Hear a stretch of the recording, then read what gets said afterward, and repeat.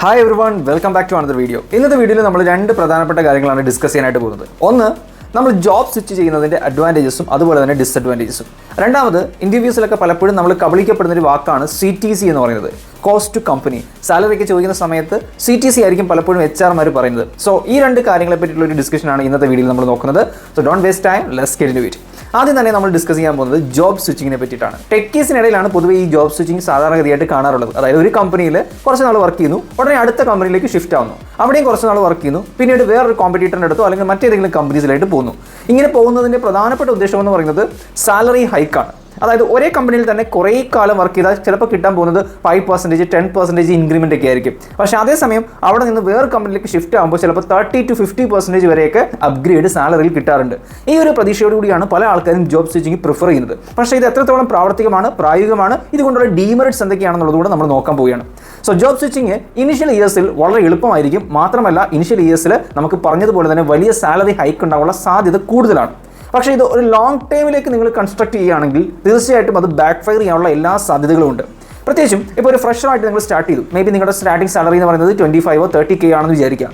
അവിടെ ഒരു വർഷം വർക്ക് ചെയ്തതിന് ശേഷം നിങ്ങൾ വേറൊരു കമ്പനിയിലേക്ക് പോകുമ്പോൾ ഈ 1 year എക്സ്പീരിയൻസിൻ്റെ അടിസ്ഥാനത്തിലും അതുപോലെ ആ കമ്പനിയുടെ ആ ടൈമിലെ റിക്വയർമെൻറ്റ് അടിസ്ഥാനത്തിലും ഒക്കെ നിങ്ങൾക്ക് ചിലപ്പോൾ 50,000 or 60,000 കിട്ടാൻ സാധ്യതയുണ്ട്. അതേസമയം നിങ്ങൾ ഓൾറെഡി ഉണ്ടായിരുന്ന കമ്പനിയിൽ തന്നെയാണ് വർക്ക് ചെയ്തുകൊണ്ടിരുന്നെങ്കിൽ ചിലപ്പോൾ 30 നിന്ന് 35 37 അവനെ സാധ്യത ഉണ്ടായിരുന്നുള്ളൂ. അവിടെ നമ്മൾ നോക്കുന്ന സമയത്ത് നല്ല സിഗ്നിഫിക്കൻ്റ് ആയിട്ടുള്ള ഒരു ഇൻക്രീസ് സാലറിയിൽ ആ ഒരു ജോബ് സ്വിച്ചിങ് കാരണം വന്നിട്ടുണ്ട്, അല്ലെങ്കിൽ കമ്പനി സ്വിച്ചിങ് കാരണം വന്നിട്ടുണ്ട്.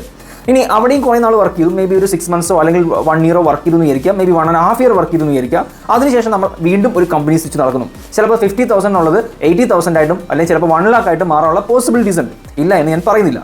പക്ഷേ എല്ലായ്പ്പോഴും ഇത് തന്നെയായിരിക്കും അവസ്ഥ? ഒരിക്കലുമല്ല. സോ ജോബ് സ്വിച്ച് ചെയ്യുന്നതിന് മുമ്പ് നമ്മൾ ഉറപ്പായിട്ട് ചെയ്യേണ്ട ഒരു കാര്യമുണ്ട്. ഇവിടെ നിന്ന് ഇറങ്ങിക്കഴിഞ്ഞാൽ, ഒരിടത്ത് നിന്ന് റിസൈൻ ചെയ്ത് കഴിഞ്ഞാൽ എനിക്ക് മറ്റൊരു ഓപ്പർച്യൂണിറ്റി മറ്റൊരു കമ്പനിയിൽ ഉണ്ട് എന്നുള്ളതിനെപ്പറ്റി വ്യക്തമായ ഒരു ഉറപ്പ് കിട്ടണം. പലപ്പോഴും ആൾക്കാർക്ക് ആ ഉറപ്പ് കിട്ടാറില്ല. ഇപ്പം വേറെ ജോലി കിട്ടുമായിരിക്കും, ബെറ്റർ സാലറി കിട്ടുമായിരിക്കും എന്ന് പറഞ്ഞിട്ട് ഇവിടെ നിന്ന് റിസൈൻ ചെയ്തിട്ട് അവസാനം ജോലി ഇല്ലാത്തൊരവസ്ഥയിലേക്ക് എത്തുന്നത് ചിലപ്പോൾ ബുദ്ധിമുട്ടുള്ള കേസായിരിക്കും. ഇനി ഇതിൻ്റെ പ്രധാനപ്പെട്ട നെഗറ്റീവ് എപ്പോഴാണ് വരുന്നതെന്ന് വെച്ച് കഴിഞ്ഞാൽ, ആദ്യത്തെ ഈ ഒരു 3-4 വർഷങ്ങൾക്ക് ശേഷം നമ്മളിതിങ്ങനെ ഒരു പാറ്റേൺ ആയിട്ട് ചെയ്തുകൊണ്ടിരിക്കുകയാണെങ്കിൽ അടുത്തടുത്ത കമ്പനിയിലേക്ക് ചെല്ലുന്ന സമയത്ത് അവിടുത്തെ HR നമ്മുടെ ഈ CV-യിൽ ഈ ഒരു പാറ്റേൺ ശ്രദ്ധിക്കും. 1 year A കമ്പനിയിൽ, 6 മാസം B കമ്പനിയിൽ, മറ്റൊരു 12 months C കമ്പനിയിൽ. അപ്പോൾ ഒരു 5 വർഷത്തിനിടയിൽ ചിലപ്പോൾ നിങ്ങളൊരു 8 കമ്പനി മാറിയിട്ടുണ്ടായിരിക്കും. സോ 9ാമത്തെ ഇൻ്റർവ്യൂവിന് ചെല്ലുന്ന സമയത്ത് HR ചിന്തിക്കും, ഇവനെ ഇവിടെ ജോലിക്ക് എടുത്തു കഴിഞ്ഞാൽ 6 മാസം കഴിഞ്ഞാൽ വീണ്ടും പോകാൻ സാധ്യതയുണ്ട്. പോകാൻ കമ്പനീസ് ഇങ്ങനെ സ്വിച്ച് ചെയ്തുകൊണ്ടിരിക്കുന്ന ഒരാളാണ്. അപ്പോൾ എത്രത്തോളം ട്രസ്റ്റ് വർത്തിയാണ്, ലോയൽറ്റി ഉള്ള ആളാണെന്നുള്ളതിനെ പറ്റിയിട്ട് അവർക്കൊരു കൺഫ്യൂഷൻ ഉണ്ടാവും. ഒരു HR-ന്റെ പെർസ്പെക്റ്റീവിൽ നിന്ന് അവർ എപ്പോഴും ചിന്തിക്കുക ലോയൽറ്റി ഉള്ള എംപ്ലോയീസിനാണ്, ലോങ് ടൈമിലേക്ക് നിൽക്കുന്ന എംപ്ലോയീസിനാണ്. കാരണം റിക്രൂട്ടിംഗ് പ്രോസസ്സ് എന്ന് പറയുന്നത് കുറച്ച് ബുദ്ധിമുട്ടുള്ള കാര്യമാണ്. കുറേ എംപ്ലോയീസിനെ ഫിൽട്ടർ ചെയ്തിട്ടായിരിക്കും ഒരാളെ സെലക്ട് ചെയ്യുന്നത്. അതിന് തന്നെ മൾട്ടിപ്പിൾ ലെവൽസ് ഓഫ് ഇൻ്റർവ്യൂസും മറ്റു കാര്യങ്ങളെല്ലാം ഉണ്ടായിരിക്കും. ട്രെയിനിങ് ഒക്കെ കൊടുത്ത് ഒരാളെ ജോലി പഠിപ്പിച്ചെടുത്ത് ഒരു 6 മാസം കഴിയുമ്പോഴത്തേക്കും അയാൾ നമ്മുടെ കമ്പനി വിട്ടിട്ട് പുതിയ കമ്പനിയിലേക്ക് പോകുക എന്ന് പറയുന്നത് HR ഡിപ്പാർട്ട്മെൻറ്റിനെ സംബന്ധിച്ച് ഭയങ്കര ബുദ്ധിമുട്ടുള്ള കേസാണ്. സോ നമ്മുടെ പ്രൊഫൈലിൽ ഇങ്ങനെ ഫ്രീക്വൻ്റ് ആയിട്ട് കമ്പനി മാറിയിട്ടുണ്ട് എന്ന് കണ്ടു കഴിഞ്ഞാൽ അത് ഫ്യൂച്ചറിൽ HR ഡിപ്പാർട്ട്മെൻറ്റിൽ ഇരിക്കുന്ന ആളുകൾ എന്ത് ചെയ്യും, നമ്മളെ ഡിനേ ചെയ്യാനും ജോബ് തരാതിരിക്കാനുമുള്ളൊരു സാധ്യതയായിട്ട് മാറും. അല്ലെങ്കിൽ പിന്നെ നമ്മൾ അതിനേക്കാൾ കൺവിൻസിംഗ് ആയിട്ട് എന്തുകൊണ്ട് മാറേണ്ടി വന്നു എന്നുള്ളതിന് കൃത്യമായിട്ടൊരു സ്റ്റോറി ഉണ്ടാക്കേണ്ടി വരും. പക്ഷേ എന്നാൽ പോലും 1-2 കമ്പനിയിൽ നമുക്ക് എന്തെങ്കിലുമൊക്കെ പറഞ്ഞൊപ്പിക്കാം. പക്ഷേ ഒരു 6 yearsനുള്ളിൽ 8 കമ്പനീസോളം നമ്മൾ വർക്ക് ചെയ്തു എന്നൊക്കെ പറയുമ്പോൾ അത് അത്ര ഒരു നല്ല കാര്യമായിട്ട് നമുക്ക് പ്രൊജക്റ്റ് ചെയ്യാൻ സാധിക്കില്ല. ഇതിനർത്ഥം നിങ്ങൾ ഒരിക്കലും ജോബ് സ്വിച്ച് ചെയ്യരുതെന്നല്ല, അല്ലെങ്കിൽ കമ്പനി സ്വിച്ച് ചെയ്യരുതെന്നല്ല. ബട്ട് അതിനൊരു ലിമിറ്റേഷൻ വേണം. അതിൻ്റെ ഒരു പീരീഡ് ഓഫ് ടൈം എപ്പോഴും നമ്മൾ ഫോക്കസ് ചെയ്തിരിക്കണം. 6 മാസം കൂടുമ്പോഴൊന്നും ഒരു കമ്പനി സ്വിച്ച് ചെയ്യാൻ പാടില്ല. ആൻഡ് ഇനിഷ്യൽ ഇയേഴ്സിൽ, മേ ബി ഒരു ഫസ്റ്റ് 2-3 years നിങ്ങൾ ഇച്ചിരി സ്വിച്ചിങ് നടത്തിയാലും വലിയ കുഴപ്പമില്ല. ബട്ട് ഏതെങ്കിലും ഒരു നല്ല കമ്പനിയിൽ അത്യാവശ്യം നല്ലൊരു സാലറി നിങ്ങൾക്ക് കിട്ടുകയാണെങ്കിൽ തീർച്ചയായിട്ടും ആ കമ്പനിയിൽ ഒരു റിലേറ്റീവ്ലി ഗുഡ് പീരീഡ് ഓഫ് ടൈമിൽ സ്പെൻഡ് ചെയ്യാൻ വേണ്ടി എപ്പോഴും ശ്രമിക്കുക. ബിക്കോസ് ചിലപ്പോൾ പിന്നീട് നമുക്ക് കിട്ടുന്ന ജോബ് ഓപ്പർച്യൂണിറ്റീസ് എല്ലാം തന്നെ ആ ഒരു കമ്പനീൻ്റെ ബേസിലായിരിക്കാം, അല്ലെങ്കിൽ ആ ഒരു എക്സ്പീരിയൻസിൻ്റെ ബേസിലായിരിക്കാം. അതുകൊണ്ട് എപ്പോഴും ഇങ്ങനെ സ്വിച്ച് ചെയ്തുകൊണ്ടിരിക്കുന്നത് അത്ര പോസിറ്റീവ് ആയിട്ടുള്ള കാര്യമല്ല. ഇനിഷ്യൽ ഇയേഴ്സിൽ it may be good, but in long ടൈമിൽ നോക്കുന്ന സമയത്ത് ചിലപ്പോൾ അത് ബാക്ക് ഫയർ ചെയ്യാനുള്ള പോസിബിലിറ്റി ഉണ്ട്. ഇനി നമ്മുടെ രണ്ടാമത്തെ ടോപ്പിക്കിലേക്ക് വരാം, ദാറ്റ് ഈസ് CTC. ഇന്റർവ്യൂവിന് പോകുന്ന സമയത്ത് പലപ്പോഴും ഉദ്യോഗാർത്ഥികൾ തെറ്റിദ്ധരിക്കപ്പെടുന്നതും അസ്റ്റോണിഷിംഗ് ആയിട്ട് അറിയാതെ തന്നെ ആ ജോബിന് യെസ് പറയുന്നതുമായിട്ടുള്ള സെനാരി വരുന്നത് ഈ CTC കേൾക്കുമ്പോഴാണ്.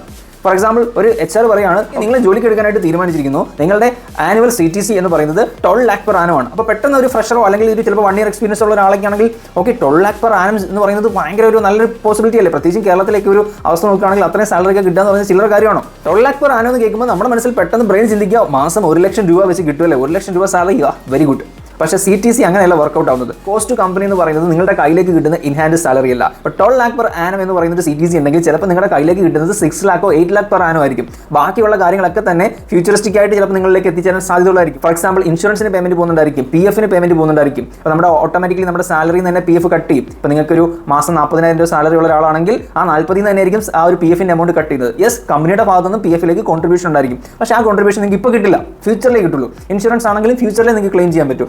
അതുപോലെ തന്നെ മൾട്ടിപ്പിൾ കാര്യങ്ങളിൽ ഇതുപോലെ എമൗണ്ട് സ്പ്രെഡ് ചെയ്ത് വെക്കുന്നതായിരിക്കും, ടാക്സ് ഡിഡക്ഷൻ ചെയ്യുന്നുണ്ടായിരിക്കും. ആൻഡ് ഏറ്റവും പ്രധാനപ്പെട്ട ഒരു കാര്യമാണ്, നിങ്ങൾക്ക് ഫ്യൂച്ചറിസ്റ്റിക് ആയിട്ട് ഓഫർ ചെയ്തിരിക്കുന്ന കാര്യങ്ങൾ ചിലപ്പോൾ CTCയിൽ ആഡ് ഓൺ ചെയ്തിരിക്കും. അതായത് 6 മാസത്തിന് ശേഷം നിങ്ങളുടെ സാലറിയിൽ ഇത്ര ഇൻക്രിമെന്റ് ഉണ്ടാവുന്നോ, അല്ലെങ്കിൽ എന്തെങ്കിലുമൊക്കെ അപ്ഗ്രേഡ് ഉണ്ടാവുന്നോ, അല്ലെങ്കിൽ നിങ്ങളുടെ പെർഫോമൻസിനെ ബേസ് ചെയ്തിട്ടുള്ള മാറ്റങ്ങൾ ഉണ്ടാവുന്നൊക്കെ ചിലപ്പോൾ എഗ്രിമെന്റിൽ ഉണ്ടായിരിക്കും.